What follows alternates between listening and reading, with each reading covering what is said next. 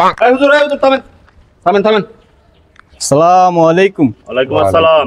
কোথায় গেছেন? ওই যে দক্ষিণ পাড়া দাওয়াত খেয়েছি। দাওয়াত খেয়েছেন? আপনি এলাকায় দাওয়াত খান আড্ডি মাস্তানের বাক্য। আড্ডি মাস্তানের বাক্য ভাই কি দিতাম? কি দিব মানে আপনি বুঝছেন না? এই এলাকার বড় টপ মাস্তান আড্ডি মাস্তান। এই এলাকায় যা হইব 50% দন লাগে। বিল্ডিং উঠতেছে, এই বিল্ডিং উঠতেছে, আমরা 50% দিছি। আপনি মিলাত করে আইছেন না?